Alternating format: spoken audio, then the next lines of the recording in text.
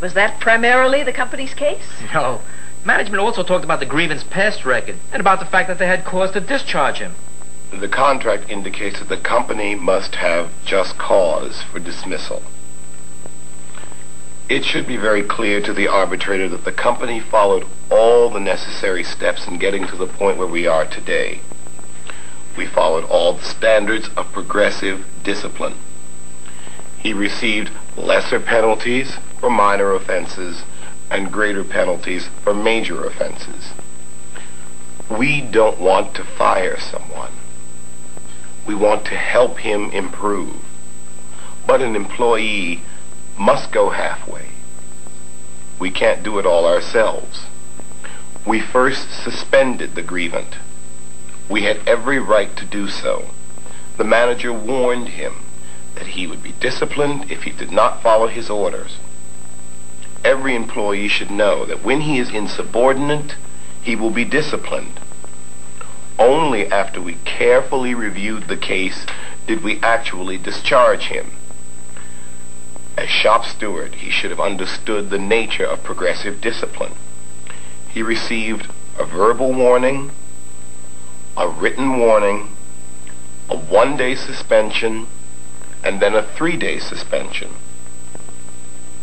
The next penalty is discharge. He should have known that one more infraction would have meant that he was up and out. The company has always been fair in assessing penalties with its employees. It has been so in this case.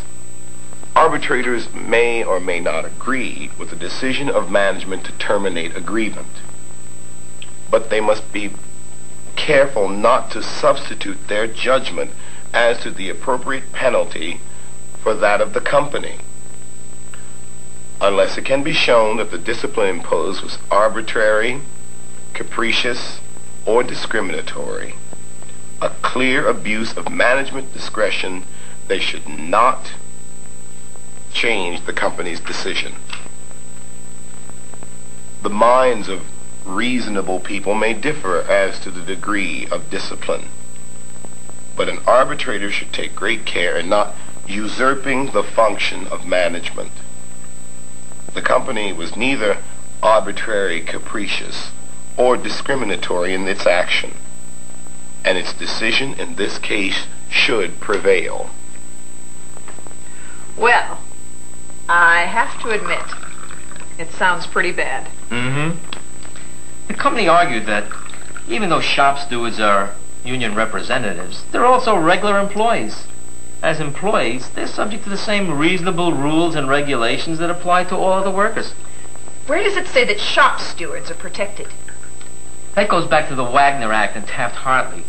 Employers cannot dominate unions or interfere with their lawful activities. Well, I guess I have to agree with the company. If you overstep certain boundaries, you're subject to discipline, just like anyone else. Wait a minute. You haven't heard the union side of the case. The testimony the union presented was slightly different. The grievant was the union's major witness. I got to work at about 8 in the morning. I always try to get there a little early in case there's been a problem from the day before. I like to handle these things as much as possible on my own time because I don't want to hassle from my foreman. And lately, I'd say for the past 2 or 3 months, there have been a lot more grievances to handle. There have been some changes during that time. New division manager and a new supervisor in the department where Gus is working as a temporary foreman. At first, I thought maybe they were so busy they didn't have time to talk over some of these things with us. But it soon became perfectly clear what they were up to. They either let grievances sit, and boy did they pile up, or they went around us and talked to the employees directly. You may think that this business with Gus was a minor thing, but it wasn't. It was the same kind of shit that, problem that we had to deal with every day. I had talked to them about taking Gus out of his management job 3 different times. They wouldn't even give me an answer. I was the laughing stock of my own people. Why belong to a union when you can't enforce the terms and conditions of a contract? So that morning I was looking over the schedule, and what do I see? Gus is still doing that temporary foreman's job. I didn't waste a minute. I beelined it over to Mary's office. You free, Mary? Sure, Mac. Come on in.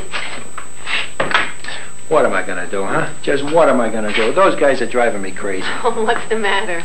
I've been trying to get this thing with Gus straightened out for a week. Look at this contract, huh? Am I blind or what? Read this, please. Yes? Gus's 90 days is up, and they aren't doing anything to shift him back. If they don't move him out of that foreman's job, he's gonna lose his seniority. That's a hell of a way to treat an employee. I'll see what I can do about it, Mac. The division manager and Gus's supervisor are new. Between us, they don't know what's going on right now. Mary, nobody seems to know what's going on right now. We've got to get all of these things straightened out or there'll be hell to pay. You can't run a business like this. At that point, I decided the best thing to do was to go see Gus. He's an easygoing kind of guy, and I knew that if I didn't light a fire under him, nothing would happen. This wasn't just his problem. It affected the entire unit. The company claims that you directed Gus to leave his temporary foreman's job. Is that true? No, it is not. It seems pretty strange to me that Gus isn't here to testify. Mr. Arbitrator, he is out of order. He will have every opportunity to cross-examine the witness when I'm done. Our witness is totally credible and is in the best position to tell you what took place, far better than anyone else. It would be helpful if you both reserved your argumentation for later. You proceed. Okay, Mac. Would you tell us what happened when you talked to Gus? Hey, Gus, listen. Stop what you're doing and come out in the hall with me for a minute, huh? Hey, but Mac, I don't think I'm supposed to leave No, here. I'm not telling you to leave. I just want to talk to you about this temporary foreman's job. Hey, what's going on here? Mac, what are you doing in this department? My job, George, my job. I happen to be here on official union business. Do you know what's going on? Well, yeah, I think... Don't ask us, ask me. I'm the shop steward here, and you're supposed to be dealing with me over contract violations. What are you talking about? The contract says Gus here can't work as a temporary foreman for more than 90 days. He started working this job more than 3 months ago. His time is up. I've told you and the division supervisor this 3 times before. Oh, for Pete's sake, Mac, don't be an idiot. What? That means he can't do this job for more than 90 working days. That's 90 days, Monday through Friday. That doesn't mean you're supposed to figure in Saturday and Sundays. Oh, no. Look it.